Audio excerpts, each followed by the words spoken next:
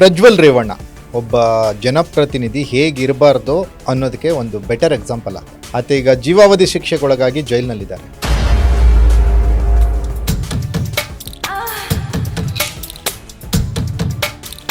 ರೇವಣ್ಣ ಕುಟುಂಬ ಬೇರೆ, ನಮ್ಮ ಕುಟುಂಬ ಬೇರೆ. ನಮ್ಮ ಕುಟುಂಬ ಅಂತ ಯಾಕಂತೀರಿ?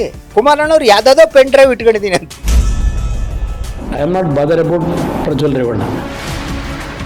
ಚಿಕ್ಕಪ್ಪನ ವಿರುದ್ಧ ಮಾತನಾಡಿ ಪ್ರಜ್ವಲ್ ಜೈಲ್ ಪಾಲಾಗಲಿಕ್ಕೆ ಕುಮಾರಸ್ವಾಮಿ ಕಾರಣ.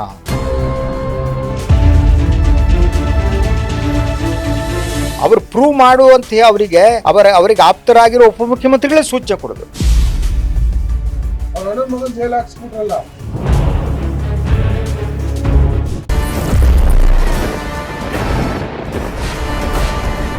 ಲೇಡೀಸ್ ಅಂಡ್ ಜೆಂಟ್ಲ್ಮನ್, ಈ ಪ್ರಜ್ವಲ್ ರೇವಣ್ಣ ಒಬ್ಬ ಜನಪ್ರತಿನಿಧಿ ಹೇಗಿರಬಾರ್ದು ಅನ್ನೋದಕ್ಕೆ ಒಂದು ಬೆಟರ್ ಎಕ್ಸಾಂಪಲ್ ಆತ ಈಗ ಜೀವಾವಧಿ ಶಿಕ್ಷೆಗೊಳಗಾಗಿ ಜೈಲಿನಲ್ಲಿದ್ದಾರೆ. ಆದರೆ ತಾತ ಮಾಜಿ ಪ್ರಧಾನಿ, ಚಿಕ್ಕಪ್ಪ 2 ಬಾರಿ CM ಆಗಿದ್ದಂಥವ್ರು, ಅಪ್ಪ 3-4 ಬಾರಿ ಮಿನಿಸ್ಟರ್ ಆಗಿದ್ದಂಥವ್ರು, ಆತ 2 ಬಾರಿ MP ಆಗಿದ್ದಾತ. ಆತ ಮಾಡಿರೋ ಕೆಲಸಗಳ ಪರಿಣಾಮ ಆತ ಜೈಲಿಗೆ ಹೋಗಿದ್ದಾನೆ. ಆದರೆ ರಾಜಕೀಯವಾಗಿ ಚರ್ಚೆ ಹುಟ್ಕೊಂಡಿದೆ ಏನಪ್ಪ ಅಂದರೆ, ಪ್ರಜ್ವಲ್ ಜೈಲ್ ಪಾಲಾಗಲಿಕ್ಕೆ ಕುಮಾರಸ್ವಾಮಿ ಕಾರಣ ಅನ್ನುವಂಥದ್ದು. ಈ ವಿಷಯ ಬಗ್ಗೆ ಹಿರಿಯ ಪತ್ರಕರ್ತರು ರಾಜಕೀಯವನ್ನು ತನ್ನದೇ ಆದ ದೃಷ್ಟಿಕೋನದಲ್ಲಿ ರಾಜಕೀಯ ಸತ್ಯಾಸತ್ಯತೆಗಳಿಗೆ ತೀರಾ ಹತ್ತಿರವಾಗಿ ವಿಶ್ಲೇಷಣೆ ಮಾಡುವಂತಹ ಖ್ಯಾತ ಪತ್ರಕರ್ತರಾದಂಥ ಸನ್ಮಾನ್ಯ ಶ್ರೀ ಶಶಿಧರ್ ಭಟ್ ಅವರು ನಮ್ಮ ಜೊತೆಗಿದ್ದಾರೆ. ಬನ್ನಿ, ಈ ಪ್ರಜ್ವಲ್ ಜೈಲಿಗೆ ಹೋಗಲಿಕ್ಕೆ ಕುಮಾರಸ್ವಾಮಿ ಕಾರಣನ ಅನ್ನೋದನ್ನು ಅವ್ರಿಗೆ ನೇರವಾಗಿ ಅವ್ರ ಜೊತೆಗೆ ಚರ್ಚೆ ಮಾಡೋಣ. ಸರ್ ನಮಸ್ತೆ, ಕಾರ್ಯಕ್ರಮಕ್ಕೆ ಸ್ವಾಗತ. ಸರ್, ಏನು ಸರ್ ಈಗ ಇದು ಹೊಸ ಚರ್ಚೆಗಳು ಹುಟ್ಟಾಕೊಂಡಿದೆ ನಿನ್ನೆಯಿಂದ?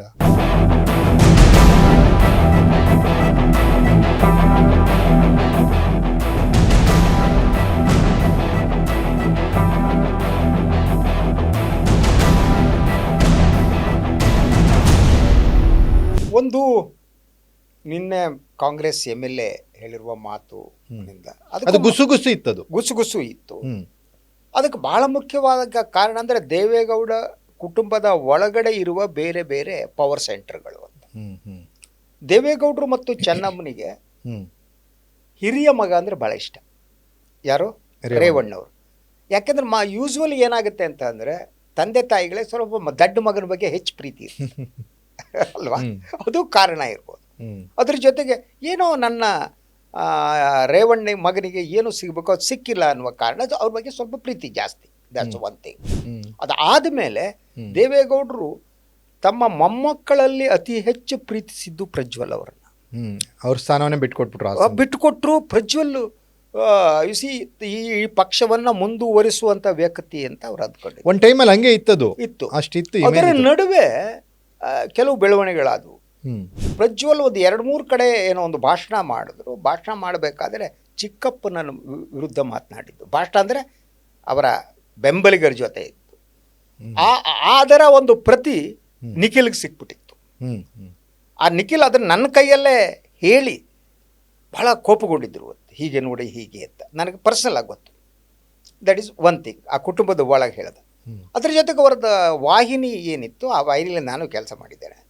ಆ ವಾಹಿನಿಯಲ್ಲೂ ಕೂಡ ದೇವೇಗೌಡರ ಫೋಟೋ ತೋರಿಸ್ಬೇಕಿತ್ತು, ಕುಮಾರಣ್ಣನ ಫೋಟೋ ತೋರಿಸ್ಬೇಕಿತ್ತು. ಆದರೆ ಯಾವ ಕಾರಣಕ್ಕೂ ರೇವಣ್ಣ ಅವ್ರ ಮಕ್ಕಳ ಫೋಟೋ ತೋರಿಸಾಗಿರಲಿಲ್ಲ, ವಿಜುವಲ್ ತೋರಿಸಾಗಿರಲಿಲ್ಲ. ಇದು ವಾಸ್ತವ. ನಾನು ಅಲ್ಲಿ ಕೆಲಸ ಮಾಡೋದು ಸುಮಾರು 10 ವರ್ಷದ ಹಿಂದಿನ. ಹೌದು. ಸೊ ಅಂದರೆ ಆ ಕುಟುಂಬದಲ್ಲಿ ಆ ಡಿವೈಡ್ ಇತ್ತು ಅನ್ನೋದು ನಿಜ. ಹೌದು. ಒಂದ್ ಕಡೆ ಅನಿತಕ್ಕ MLA ಆದ್ರೆ ಭವಾನಿ ಅವರು MLA ಆಗ್ಬೇಕಂತ ಓಡಾಡಲ್ವಾ?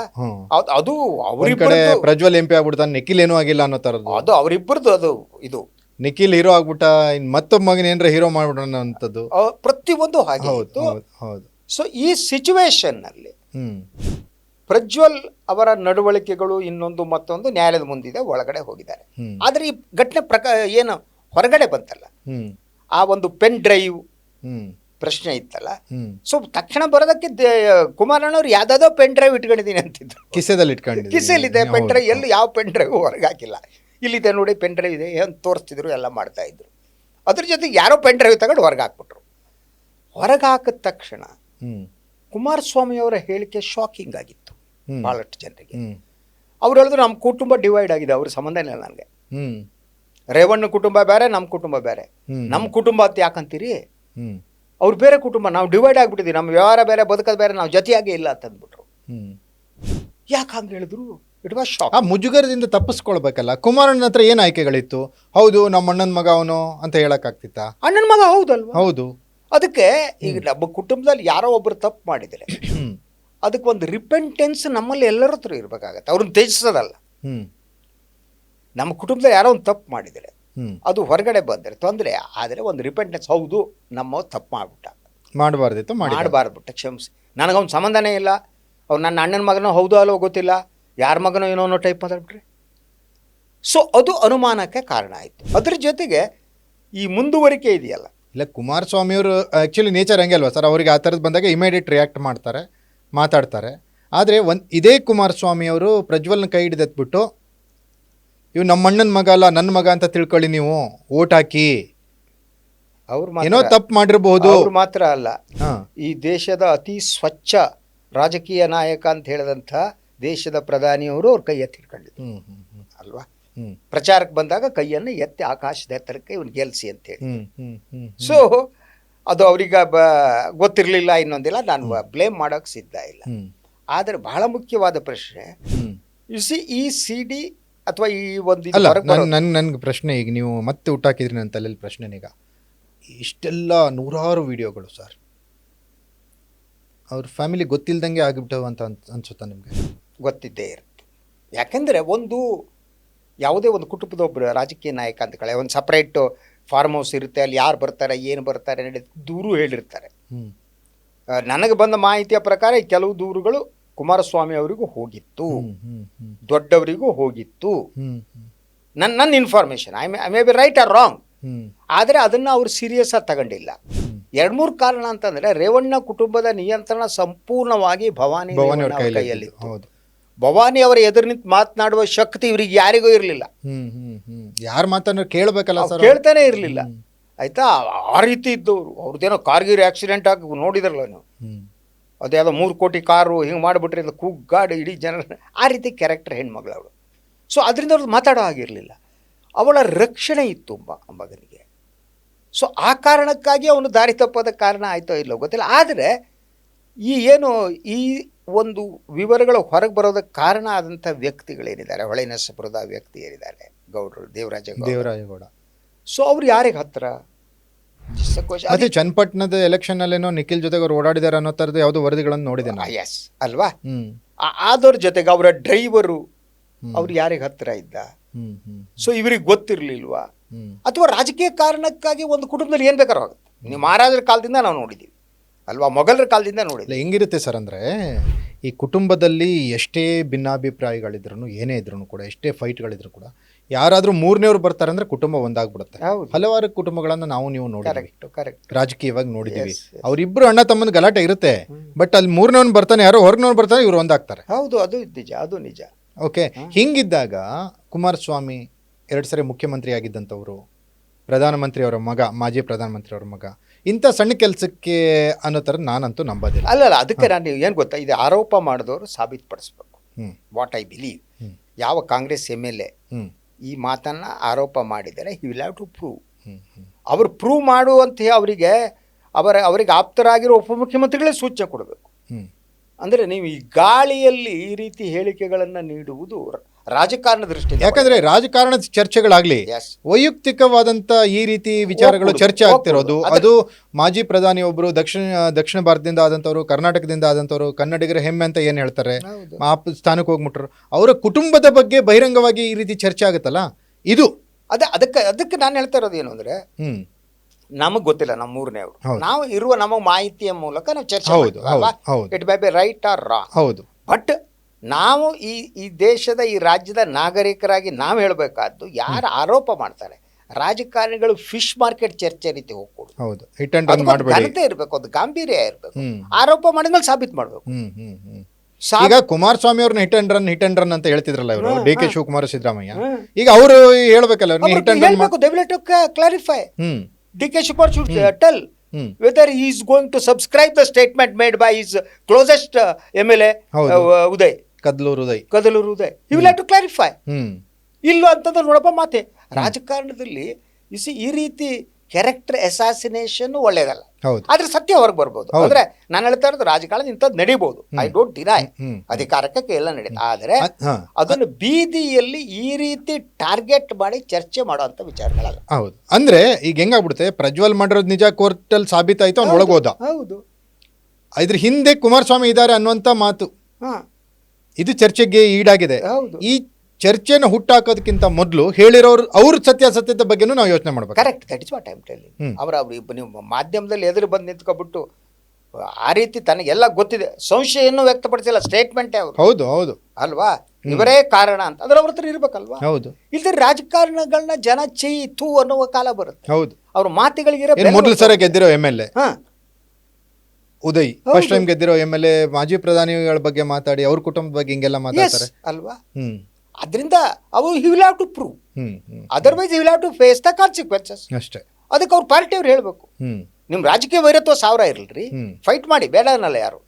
ಆದ್ರೆ ಇಂಥ ಮಾತುಗಳನ್ನ ಹೇಳುವಾಗ ಈಗ ಅವ್ನು ಹೇಳಿದ ಮೇಲೆ ಅವರೊಬ್ಬ ಜವಾಬ್ದಾರಿಯುತ MLA ಅಂತ ಅಂದ್ಕೊಂಡು ನಾವು ಅವನ ಹತ್ರ ಏನಾದ್ರೂ ಆಧಾರ ಇರಬಹುದಯ್ಯ ಅಂತಾನು ಅನ್ಕೋಬಹುದು.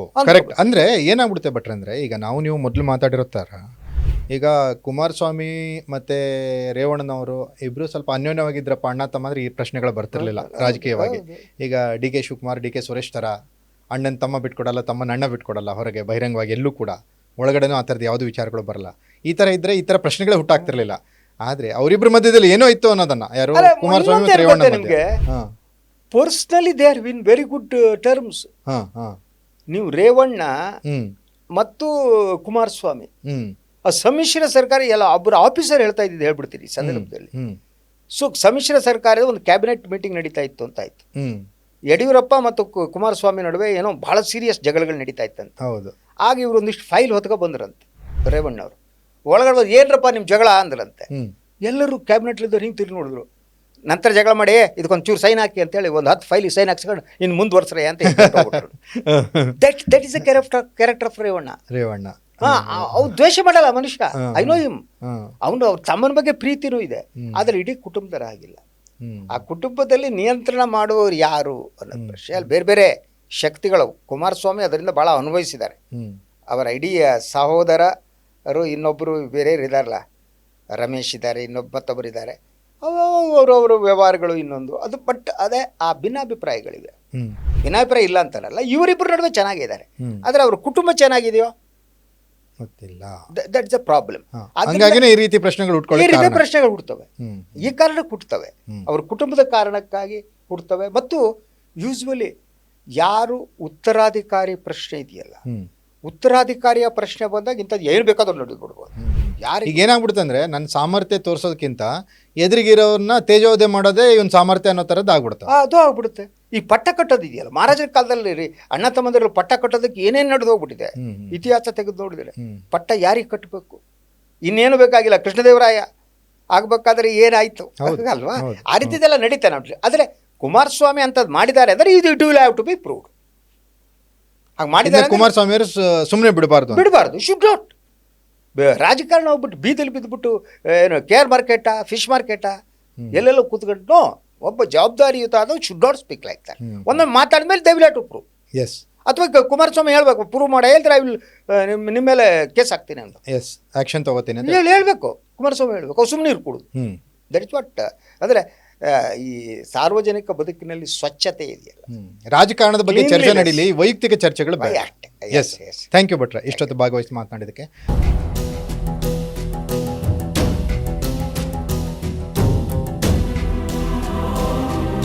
ನೋಡಿದ್ರಲ್ಲ, ಇವಿಷ್ಟು ಖ್ಯಾತ ಪತ್ರಕರ್ತರು ಸನ್ಮಾನ್ಯ ಶ್ರೀ ಶಶಿಧರ್ ಭಟ್ ಅವರ ವಿಶ್ಲೇಷಣೆ ಮತ್ತು ಕನ್ಕ್ಲೂಷನ್.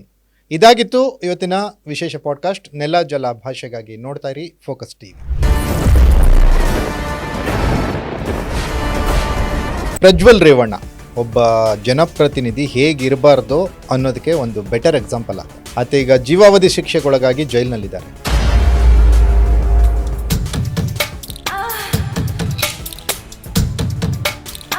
ರೇವಣ್ಣ ಕುಟುಂಬ ಬೇರೆ, ನಮ್ಮ ಕುಟುಂಬ ಬೇರೆ. ನಮ್ಮ ಕುಟುಂಬ ಅಂತ ಯಾಕಂತೀರಿ? ಕುಮಾರಣ್ಣವ್ರು ಯಾವ್ದಾದೋ ಪೆನ್ ಡ್ರೈವ್ ಇಟ್ಕೊಂಡಿದ್ದೀನಿ ಅಂತ. I am not bother about Prajwal Revanna.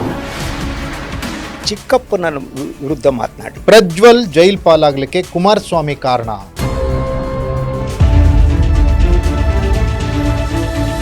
ಅವರು ಪ್ರೂವ್ ಮಾಡುವಂತ ಅವರಿಗೆ ಅವರಿಗೆ ಆಪ್ತರಾಗಿರೋ ಉಪಮುಖ್ಯಮಂತ್ರಿಗಳೇ ಸೂಚನೆ ಕೊಡೋದು.